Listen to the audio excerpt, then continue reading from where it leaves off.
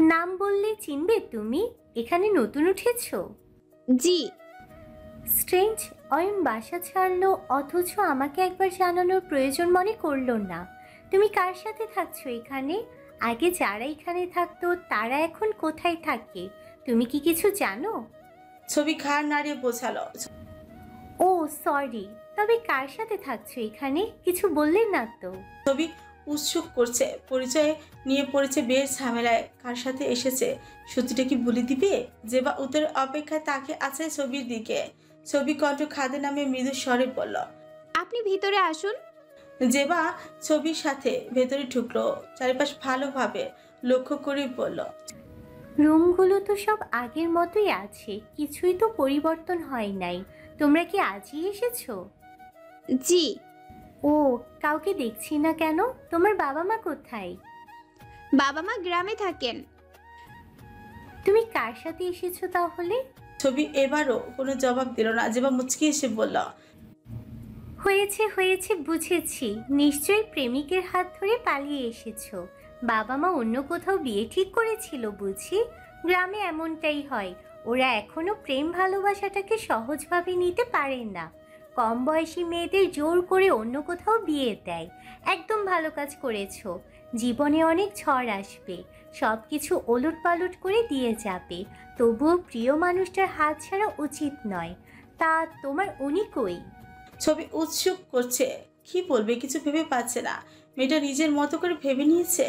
রেহেনা ফুপু বারবার করে বলে দিয়েছে, শহরের মানুষ গ্রামের মানুষের মতো এত সহজ সরল নয় না, তাদের সাথে অনেক ভেবে চিন্তে কথা বলতে হয়।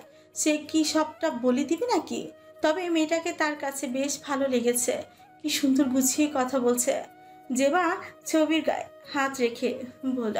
ছবি খান নেড়ে বলল না। কি হলো, চুপ করে আছো কেন? আমাকে ভয় পাচ্ছ কি? ছবি খান নেড়ে বলল। না। আমি এখানে আমার আমার স্বামীর সাথে এসেছি, উনি বাইরে গেছে। ও, তোমার স্বামীর নাম কি?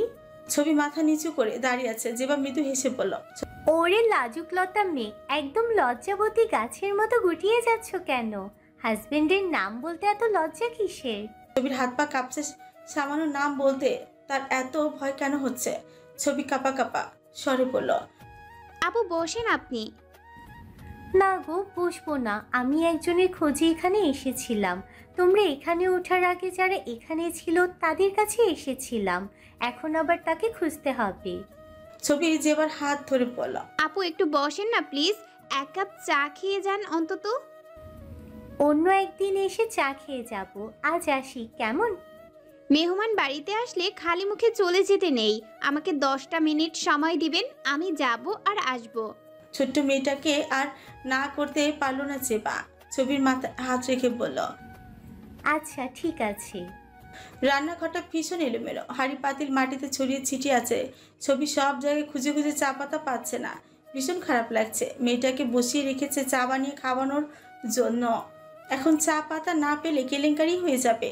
আশেপাশে সব জায়গায় খুঁজে চালের ডিব্বার মধ্যে চা পাতার প্যাকেট পেল। প্যাকেট হাত নিয়ে স্বস্তি নিঃশ্বাস নিল। কৌটোয় অল্প একটু চিনি আছে, যা দিয়ে 2-4 কাপ নিমিষেই বানানো যাবে।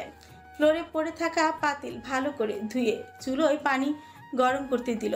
পানি ফুটে আসলে চা পাতা ঢেলে দিল। চা বানানো শেষ, এখন শুধু চা দিলেই তো হবে না। গাড়ি থেকে নেমে অয়ন বিস্কুট আর কেক কিনে দিয়েছিল খাওয়ার জন্য। কেকটা খেলেও বিস্কুট ব্যাগে রাখা আছে, বিস্কুটগুলো চায়ের সাথে দিবে ভেবে রুমে ছুটল ছবি। জেবা বসার ঘরে প্লাস্টিকের চেয়ারে বসে আছে। বসার ঘরের ফ্যান না থাকায় বেশ গরম লাগছে তার। ওনাটা এক সাইডে ঘুরিয়ে ঘুরিয়ে বাতাস করছে।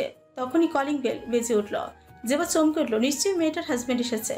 অপরিচিত মেয়ের সাথে কথা বলতে বলতে আনকমফোর্টেবল ফিল না করলেও অপরিচিত ছেলেদের সাথে কথা বলতে বেশ আনকমফোর্টেবল লাগে তার। ছবিকেও আশেপাশে দেখছে না, এক নাগারে বেল বেজেই চলেছে। জেবা চেয়ার ছেড়ে উঠে দাঁড়ালো, বিড়বিড় করে বলল। আরে বাবা, রুক যা। দরজার পাশে গিয়ে আবারও থেমে গেল। নিশ্চয়ই লোকটা কত আশা নিয়ে এসেছে, দরজা খুলে বইয়ের মুখটা দেখবে। আমি দরজা খুললে তো আশাটা ভেঙে যাবে। দরজা খুলবো নাকি মেয়েটা আসার অপেক্ষা করব? তখনও পাল্লা দিয়ে বেল বেজে চলেছে। জেবা খানিক বিরক্ত হয়ে দরজা খুলে দিল। অয়ন খাবারের ব্যাগ হাতে নিয়ে উল্টো হয়ে দাঁড়িয়ে আছে। জেবা সন্দেহ দৃষ্টিতে তাকালো অয়নের দিকে। দরজা খোলার শব্দে সোজা হয়ে দাঁড়াতেই জেবা আর অয়ন চোখাচোখি হলো। সিঁড়ি দিয়ে কথা বলতে বলতে উঠে আসছে প্রেম এবং পাভেল। দরজার পাশে অয়নকে মূর্তির মতো দাঁড়িয়ে থাকতে দেখে পাভেল অয়নকে ধাক্কা দিয়ে বলল। কিরে এখানে এভাবে দাঁড়িয়ে আছিস কেন? ভিতরে চল। অয়ন নড়ছে না, তখনও একইভাবে দাঁড়িয়ে আছে। প্রেম পাভেলকে গুঁতো দিয়ে চোখের ইশারা সামনের দিকে তাকাতেই বলল। পাভেল সামনে তাকাতে চমকে উঠল, তুতলিয়ে পড়ল। জেবা তুই? ধরনীর পুরো আলোটুকু যেন গিলে ফেলেছে ঘৈষ্য মেঘ। কোনো গর্জন নেই, থমথমে পরিবেশ, যেন ঝড় আসার পূর্ব লক্ষণ। চারপাশ অন্ধকারে ঢাকা। দরজার ওপাশে দাঁড়ানো তিনজনের মনোভাবও যেন একই। একজন আরেকজনের দিকে তাকাচ্ছে বারবার, জিহ্বা দিয়ে ঠোঁট ভিজিয়ে নিয়ে ঢোক গিলে নিল। প্রেম পাভেলের পেটের উপর গুঁতো দিয়ে ফিসফিসিয়ে বলল। দোস্ত, জেবাকে সামলাবো কি করে? এই মেয়ে সত্যিটা জানলে টর্নেডো বয়ে যাবে। পাভেল আশ্বস্ত করে বলল। চুপ কর, দেখা যাক না কি হয়। বুকের উপর দুই হাত ভাঁজ করে সোজা হয়ে দাঁড়ালো জেবা, কড়া কঞ্চে বলল। এমন চোর চোর ভাব কেন তোদের বলতো? কখন এসেছিস আর বাসা পরিবর্তন করেছিস, আমাকে বলিস নাই কেন? প্রেম পেছন থেকে ব্যস্ত কণ্ঠে বলল। বাসা পরিবর্তন করি নাই তো। যেবার আচমকায় মুখভঙ্গি বদলানো, চোখ মুখ উচকে সন্দেহজনিত কঞ্চে বলল। বাসা পরিবর্তন করিস নাই, তাহলে বাসায় মেয়েটাকে? ও যে বলল ও নাকি ওর হাজবেন্ডের সাথে এখানে এসেছে। ধক করে উঠল আহনের বক্ষ পিঞ্চিরা, দেহের প্রতিটি শিরা উপশিরায় রক্ত চলাচল যেন থমকে গেল। কথা হারিয়ে সে অনেক আগে মূর্তির মতো দাঁড়িয়ে আছে দরজার ওপাশে। পাভেল বন্ধুর মনোভাব উপলব্ধি করলো। বিয়েতে যে তার বিন্দু পরিমাণ সম্মতি ছিল না, সেটা তাদের থেকে ভালো জানেই বা কে। প্রায় 7 বছর ধরে তিলে তিলে গড়ে ওঠা ভালোবাসা চোখের সামনে শেষ হয়ে যেতে দেখলো। যেবার জন্য কষ্ট হচ্ছে নিদারুণ। কোনো রকম তুতলিয়ে বলল। আমরা ভিতরে এসে তোকে সবটা বলছি। যেবার চোখে মুখে ভয়ের ছাপ, তবে ভালোবাসার প্রতি তার অগাধ বিশ্বাস। সেই বিশ্বাস ঠুনকো সন্দেহের জাল ভেদ করতে সক্ষম। অমাবস্যা কাটিয়ে ঠোঁটে হাসি ফুটে উঠল। দরজা থেকে একটু সরে দাঁড়িয়ে বলল। আচ্ছা ভিতরে আয় তোরা। অয়নের দিকে তাকিয়ে বলল। আপনিও দাঁড়িয়ে না থেকে ভেতরে আসুন। অয়ন যেবার দিকে তাকিয়ে আছে, কথা বলার ভাষা খুঁজে পাচ্ছে না। মেয়েটাকে কি জবাব দিবে? কি হলো, ভিতরে আয়। অয়নের মুখে তখনও কোনো কথা নেই। যেবা অয়নের হাত চেপে ধরে বলল। দূরে গেলে আমাকে একটু মনে পড়ে না, তাই না? অয়ন যেবার মুখের দিকে তাকালো, চোখ ঝাপসা হয়ে এসেছে। চোখের কার্নিশ পেয়ে অশ্রু গড়িয়ে পড়ল। যেবার হাসি মুখটায় অন্ধকার নেমে আসলো নিমিষে, ব্যস্ত কণ্ঠে শুধল। তুই কাঁদছিস কেন? অয়ন তাড়াহুড়ো করে চোখের পানি মুছে বলল। কই কাছে না তো। যেবার হাত শক্ত করে ধরে বলল। তোকে কিছু কথা বলার আছে, আগে রিয়াক্ট করবি না প্লিজ। আমার কথাটা আগে পুরোপুরি শুনবি, কথা দে আমাকে। যেবার কণ্ঠস্বর কাঁপছে, কাপা কাপা স্বরে বলল। কি হয়েছে তোর বলতো? এমন করছিস কেন? জ্বর তোর হয় নাই তো? ঠিক আছে, তুই এখানে বস। চেয়ার টেনে এনে জেবাকে বসিয়ে দিল। তারপর নিজে হাঁটু গেড়ে জেবার সামনে বসলো। জেবার 2 হাত চেপে ধরে বলল। আমি এখন যেটা বলবো মনোযোগ সহকারে শুনবি, একদম ভেঙে পড়বি না। বল আমাকে। আরে বাবা, কি হয়েছে? কিছু না বলে এমন হেয়ালি করছিস কেন? বুক চিরে কান্না পাচ্ছে, কান্না গিলে নিয়ে বলা। যদি বলি তোকে ঠকিয়েছি আমি। অসম্ভব অয়ন, আমাকে ঠকাতে পারে না। প্র্যাঙ্ক করছিস তাই না? অন্ত হয়ে গেল, মস্তিষ্ক ফাঁকা লাগছে। এত বিশ্বাস ভাঙবে কি করে? যেবার হাঁটুতে মুখ গুজে ডুকরেই কেঁদে উঠল। যেবার হাত পা কাঁপছে, কেমন মাথা ঘুরছে। অয়নকে কখনো এমন ভাবে ভেঙে পড়তে দেখে নাই। অয়নের চোখের পানি বিষের মতো লাগছে তার কাছে। চেয়ার থেকে উঠে দাঁড়ালো, অয়নের 2 বাহু ধরে টেনে তুলে ওনা দিয়ে চোখের পানি মুছে দিয়ে বলল। এমন কেন করছিস? আমাকে দয়া করে খুলে বল। পাশে মাথা নিচু করে চেয়ারে বসে আছে প্রেম এবং পাভেল। অয়ন নিজেকে সামনে নিয়ে বলল। আমি এমনটা করতে চাইনি, বিশ্বাস কর। যা হয়েছে সেটা একটা অ্যাক্সিডেন্ট। যেবার চোখে বেয়ে পানি ঝরছে, চিৎকার দিয়ে বলল। দয়া করে হেয়ালি করিস না, আমার কষ্ট হচ্ছে। চায়ের ট্রে হাতে ড্রয়িং রুমে প্রবেশ করেছে ছবি।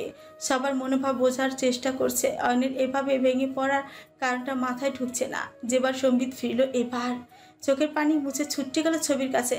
ছবির সামনাসামনি দাঁড়িয়ে পড়ল। এই মেয়ে, সত্যি করে বলো তো তুমি কে, আর এখানে কি করছো? তুমি আমাকে মিথ্যা কেন বললে যে তুমি তোমার হাজবেন্ডের সাথে এখানে এসেছো? ছবির হাত পা থর থর করে কাঁপছে। অসহায় দৃষ্টিতে তাকালো অয়নের দিকে। অয়ন ফ্লোরের দিকে তাকিয়ে বসে আছে। যেবার এমন উগ্র ব্যবহারের কারণটা ঠিক বুঝে উঠতে পারছে না ছবি। কাপা কাপা স্বরে বলল, আমি মিথ্যা বলছি না, আমি বিবাহিত। তাহলে তুমি ব্যাচেলর ফ্ল্যাটে কি করছো, আর তোমার হাজবেন্ড কোথায়? ছবি জবাব দিল না। তখন অসহায় দৃষ্টিতে তাকিয়ে আছে অয়নের দিকে। যেবা বিরক্ত হয়ে ছবির হাত চেপে ধরতে গরম চা ছবির হাতে পড়ল। মৃদু আর্তনাদ করে উঠল ছবি। পাবলার প্রেম ছুটে আসলো ছবিকে। যেবার হাত থেকে ছাড়িয়ে নিয়ে মৃদু ধমকে পাভেল বলল, কি করছিস? মাথা খারাপ হয়ে গেছে তোর? হ্যাঁ হ্যাঁ, আমার মাথা খারাপ হয়ে গেছে। তোদের হেয়ালি আমি আর নিতে পারছি না। তোদের ফ্ল্যাটে এই মেয়ে কি করছে? গ্রামের সুন্দরী মেয়ে দেখে কি সাথে করে নিয়ে এসেছিস বউ করতে? পাভেল বজ্র কণ্ঠে ধমক দিয়ে বলল। একদম মুখ সামনে কথা বলবি। যেবা নিজেকে সামনে নিয়ে শান্ত কণ্ঠে বলল, প্লিজ পাবেল, আমাকে বল এই মেয়েটা কে? বলছি আমি, আজ না হয় কাল ঠিকই জানতে পারবি। নিজেকে শান্ত কর। কথা দে আমাকে উত্তেজিত হবি না সত্যিটা জানার পর। হব না, বল আমাকে। সত্যি যত কঠিনই হোক না কেন আমি মেনে নিব। পাভেলের গলার স্বর যেন বের হচ্ছে না। যেবা অয়নকে কতটা ভালোবাসে সেটাও জানি। সত্যিটা জানার পর কিছুতেই শান্ত থাকবে না। তবে সব সত্যি জানার অধিকার আছে ওর। ধীর কণ্ঠে বলল, ছবি ঠিকই বলছে, ও বিবাহিত। তাহলে ওর হাজবেন্ডকে? পাভেল মুখে কিছু না বলে আঙুল দিয়ে অয়নকে দেখিয়ে দিল। যেবা বিদ্যুৎ গতিতে তাকালো অয়নের দিকে। সেটা কেমন অবশ্যই আসছে। পায়ের নিচে থেকে যেন মাটি সরে গেল। মাথার উপর বজ্রপাত হচ্ছে। যেবা পেছন দিকে টলছে। চোখে অন্ধকার। মাটিতে লুটিয়ে পড়ার আগেই পাভেল নিজের বাহু ডোরে আবদ্ধ করে নিল। শ্বাসরুদ্ধকর পরিস্থিতি। চোখ দিয়ে পানি ঝরছে অনবরত। বেশ খানিক পর নিজেকে ধাতস্থ করে চিৎকার দিল। দৌড়ে অয়নের সামনাসামনি গিয়ে বসলো। অয়ন তখনও ফ্লোরে বসে নিঃশব্দে চোখের পানি ফেলছে। শার্টের কলার চেপে ধরে বলল, পাবেল কি সব বলছে? ও মজা করছে তাই না? কি হলো, কথা বলিস না কেন? জবাব দে আমাকে। নিজেকে আর শান্ত রাখতে পারলো না। রুদ্ধ কণ্ঠে বলল, ও ঠিকই বলেছে, ঠকেছি তোকে আমি। বিয়ে করেছি ওই মেয়েটাকে। না না, তুই এটা করতে পারিস না। কেন করলি এমন? কেন আমাকে ঠকালি? বিশ্বাসঘাতক! তোকে বারণ করেছিলাম না গ্রামে যাস না, কেন গেলি ওখানে? নিশ্চয়ই এই মেয়েটা তোকে ছলনার আশ্রয় নিয়ে বিয়ে করেছে তাই না? আমি মেয়েটাকে শেষ করে ফেলবো। যেবা উঠে দাঁড়ালো। বাঘিনীর ন্যায় খাবড়ে ধরলো ছবির গলা। ছবির ঠোঁট ফাঁকা হয়ে জিহ্বা বের হয়ে গেছে। নিজেকে বাঁচানোর ইচ্ছে শক্তিটুকু হারিয়েছে যেন। যেবার এহেন কাজে হতবাহু উপস্থিত সবাই। যেবা স্বাভাবিক রিয়্যাক্ট করবে না এটা আন্দাজ ছিল। তাই বলে ছবির গায়ে হাত তুলতে পারে এটা যেন ধারণার বাইরে ছিল। ছুটে আসলো অয়ন, প্রেম, পাভেল। দানবীয় শক্তি যেন ভর করেছে যেবার উপর। তিনজন মিলে ছবিকে ছাড়িয়ে নিতে অক্ষম। বজ্রকণ্ঠে ধমক দিল অয়ন, মাথা খারাপ হয়ে গেছে তোর? কি করছিস? ছেড়ে দে বলছে। কঠিন সময়ে এই জটিল মুহূর্তে কিভাবে সামলাবে অয়ন? এবাকে শান্ত করতে পারছে না। বারবার ছুটে যাচ্ছে ছবির দিকে। দিশে না পেয়ে সজোরেই থাপ্পড় দিল জেবার গালে। জেবা গালে হাত দিয়ে অবিশ্বাসের চোখে তাকিয়ে আছে অয়নের দিকে। চোখ দিয়ে গড়িয়ে পড়ছে বাদবিহীন নোনা জল। তার ছেলের হাসি দিয়ে বলল, বাহ, একদিনে এই মেয়েটা তোর কাছে এত আপন হয়ে গেল। এত বছরের ভালোবাসার কোনো মূল্য নেই তোর কাছে? এই মেয়েটার জন্য আমার গায়ে হাত দিলি তুই? অয়ন তাকিয়ে আছে নিজের হাতের দিকে। যে মেয়ের সাথে একটু উঁচু গলায় কথা বললে মনের মধ্যে অশান্তি কাজ করে তার গায়ে আজ হাত তুলল। কাপা কাপা স্বরে বলল, আমি মারতে চাইনি তোকে, বিশ্বাস কর আমাকে। আমার কথার একটু শোন। যেবা আর এক মুহূর্ত দাঁড়ালো না ওখানে। দৌড়ে বেরিয়ে গেল বাসা থেকে। অয়ন পিছু পিছু ডাকছে। যেবা যাস না প্লিজ, আমার কথাটা একটু শুনেছে। অয়নের বুকের মধ্যে ঝড় ক্রমশ বেড়ে চলেছে, শরীরের প্রতিটি অঙ্গ প্রত্যঙ্গ অকেজ করে দিতে সক্ষম এই ঝড় ধপ করে মেঝেতে বসে পড়ল। অনলের ন্যায় চক্ষুদয় দিয়ে ঝরছে গরম নোনা জল। ফ্লোরের দিকে তাকিয়ে কয়েকবার জোরে জোরে শ্বাস নিয়ে উঠে দাঁড়ালো প্রেম এবং পাভেল করুণ দৃষ্টিতে তাকিয়ে আছে অয়নের দিকে। ছবি তখনও দাড়ি ফুপিয়ে কেটে যাচ্ছে। ওরা জায়গায় লবণ লাগিয়ে দিয়েছে পাভেল। প্রথমে একটু জোরে, ধীরে ধীরে জ্বালাটা কমে গেছে অনেকখানি, তবে ব্যথায় খাচ্ছে না। জেবা আর অয়নের কথায় তার আর বুঝতে বাকি নাই জেবা আর অয়নের সম্পর্কটা কেমন। নিজেকে খুব ছোট মনে হচ্ছে। আগে যদি জানতো অয়নের ভালোবাসার মানুষ আছে তাহলে কখনো তাদের মাঝে বাধা হয়ে আসতো না। মেয়েটার জন্য ভীষণ কষ্ট হচ্ছে তার। ভালোবাসার মানুষটাকে হারিয়ে কেমন পাগলামো করছিল। আর এতদিন যেই মানুষটাকে বদরাগী মানুষ হিসেবে জেনে এসেছে, সেই মানুষের চোখেও পারে নিশ্চয়ই দুজন দুজনকে অনেক ভালোবাসে। এই জন্যই হয়তো এমন কাঁদছিল। মালিকবাগে নিজের 5 তারকা হোটেলে আহসান মিলসের সাথে ডিল সেরে ফিরেছে আবির্ভাব। ঢাকার শহরে জ্যাম তার কাছে খুবই বিরক্তজনক। নতুন উপদেষ্টা আসার পর ধীরে ধীরে সব পরিবর্তন হলেও এই জ্যামের কোনো পরিবর্তন নেই। বরাবরের মতো আজও আটকে আছে জ্যামে। ড্রাইভিংয়ে আজও সে নিজেই করছে। ডিল সেরে মনের মধ্যে কেন জানি অজানা ভালো লাগা কাজ করছে তার। 20 মিনিট পর জ্যাম ছাড়লো। আবির্ভাবের গাড়ি ছুটে চললো আপন গতিতে। কিছুক্ষণ গাড়ি চালানোর পর জোরে সোরে ব্রেক কষলো। মাথাটা ঝুঁকে স্টিয়ারিংয়ে ধাক্কা লাগলো বেশ জোরে। গাড়ির সামনে কেউ পড়ে আছে দেখে নিজের ব্যথার তোয়াক্কা না করে দ্রুত গাড়ি থেকে নেমে পড়ল। গাড়ির সামনে পড়া মেয়েটা উপর হয়ে আছে। আবির্ভাব তাড়াহুড়ো করে মেয়েটার পাশে বসলো, শঙ্কিত গলায় বলল, এক্সকিউজ মি, আর ইউ ওকে?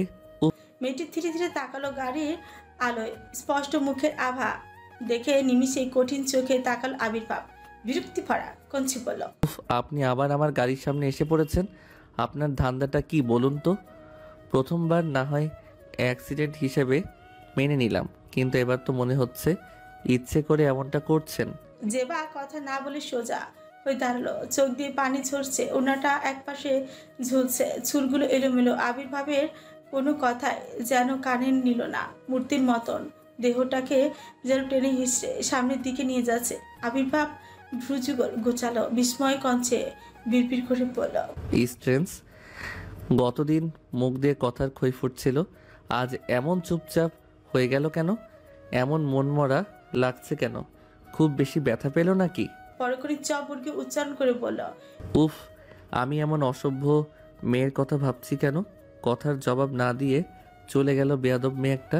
গাড়িতে উঠে আবার গাড়ি স্টার্ট করলো। কয়েক মিনিটের মধ্যেই নিজের আলিশান বিলাসবহুল বাড়ির সামনে এসে থামলো। গাড়ি থেকে নেমে সোজা উপরে চলে গেল। উপরের সবচেয়ে আকর্ষণীয় ঘরটা আবির্ভাবের রুমের সাথে সুন্দর বেলকনিতে কয়েকটি বিদেশি ফুলের গাছ লাগানো। মন খারাপের সময় বেলকনিতে বসে প্রকৃতির সাথে দুঃখ ভাগাভাগি করে নেয় আবির্ভাব।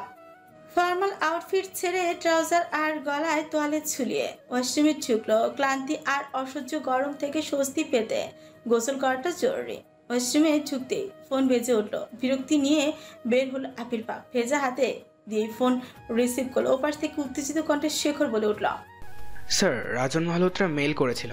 ইন্ডিয়ায় আমাদের প্রোডাক্ট ব্যাপক সাড়া ফেলেছে। কয়েকদিনের মধ্যে তারা বাংলাদেশে এসে বড় অঙ্কের ডিল করতে চায়।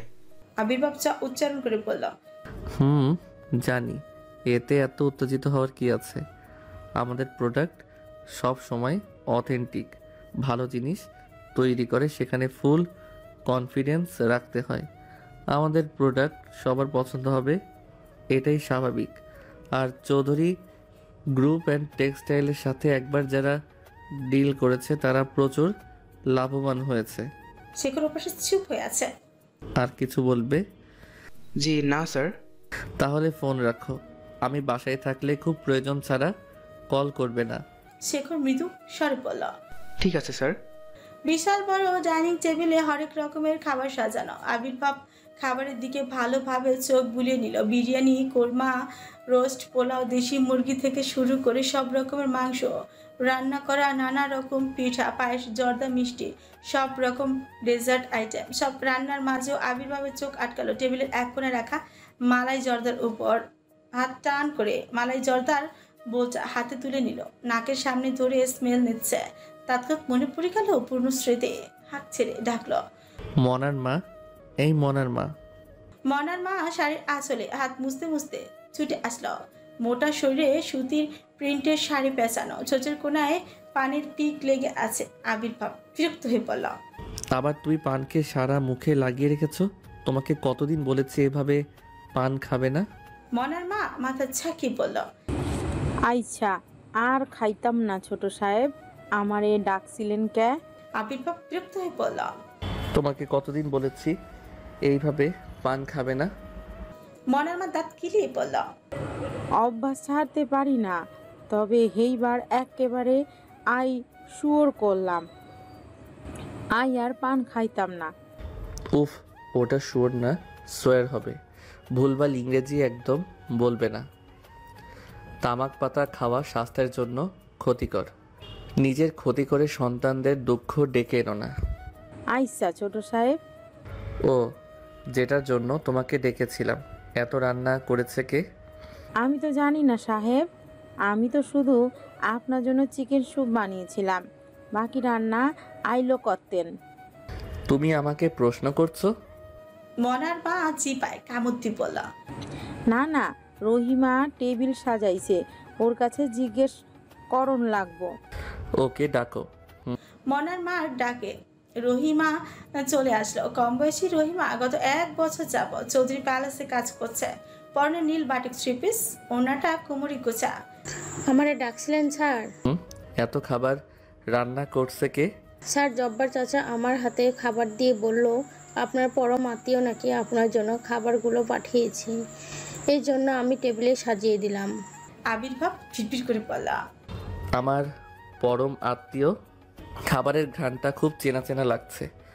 আমি যেটা ভাবছি সেটা নয় তো?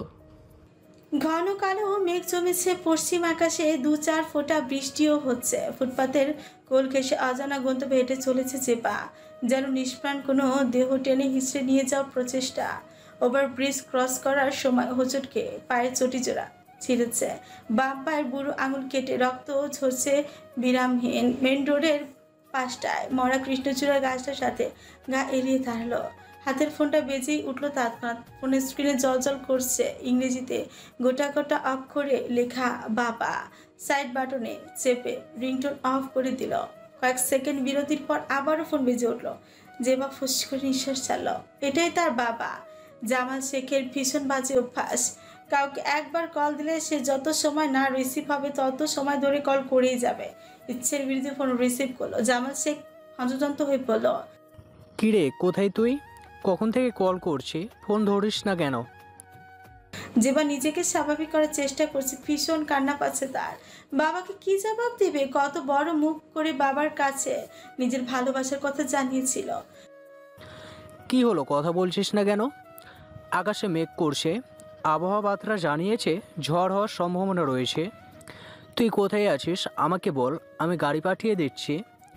গাড়ি পাঠাতে হবে না বাবা, আমি বাসার পাশেই আছি, কিছুক্ষণের মধ্যেই চলে আসবো।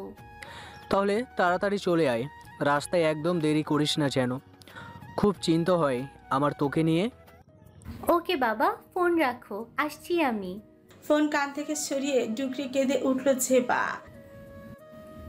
বাড়ির বাইরে ঝড় থেকে বাঁচানোর জন্য গাড়ি পাঠাতে চাচ্ছ বাবা? তোমার মেয়ের মনে যে ঝড় বইছে, সে ঝড় থেকে কিভাবে তাকে বাঁচাবে? আমি কিভাবে সহ্য করব বাবা? এত বছর যার বউ হওয়ার স্বপ্ন দেখেছি, আজ তার অতীত হয়ে গেলাম। কি ভয়ঙ্কর পরিবর্তন! একদিন যাকে নিজের অঙ্গভঙ্গির মতো কাছে পেয়েছিলাম, আজ সে অপর প্রান্তে। আমি কি সত্যি এতটাই অসার? আমার অপেক্ষার প্রহরগুলো একা একা গুনে গুনে এলো, আর সে যেন অচেনা রাস্তায় হাঁটতে চলে গেল। কেন আমাকে এমন জটিল মুহূর্তে এনে দাঁড় করালো?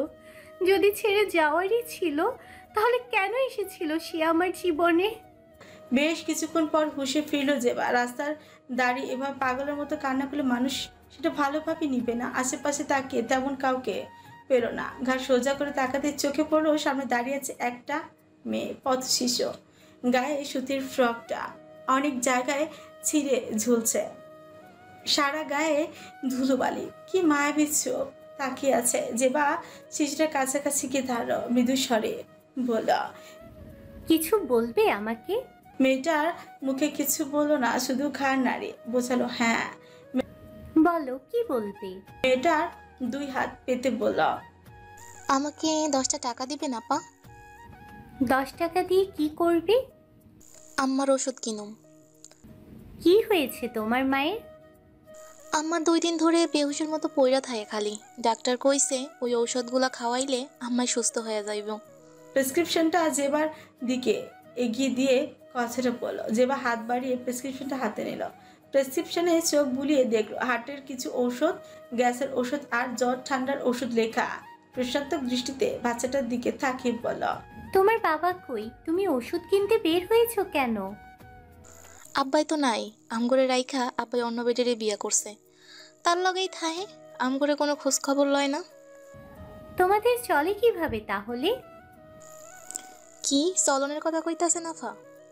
ভাত কাপড় দেয় কে? আম্মাই 2 বাসায় কাজ করে, ওইখান থেকে যে টাকা পায় ওইটা দিয়েই চাল আর বাজার করে আনে। আজ 2 দিন ধরে আম্মা পইরা আছে, তাই ঘরে ওষুধ কেনার টাকা নাই। নাম কি তোমার? ময়না আফা। জেবার একটু ঝুঁকে ময়নার মাথায় হাত রাখলো। আনমনি বলল, জগতের সব পুরুষই কি এমন হয় রে? মায়া ভালোবাসা পিছুটান কিছুই থাকে না তাদের। ময়না হয়তো কিছুই বুঝলো না, অবুঝের মতো তাকিয়ে থাকলো জেবার পানে। জেবা ময়নার হাত শক্ত করে ধরে বলল, আমার সাথে চল। ফার্মেসিতে গিয়ে প্রেসক্রিপশনটা লেখা সব ওষুধ কিনে ময়নার হাতে ধরিয়ে দিয়ে বলল, এখানে তোর মায়ের সব ওষুধ আছে, নিয়ম করে খাইয়ে দিস।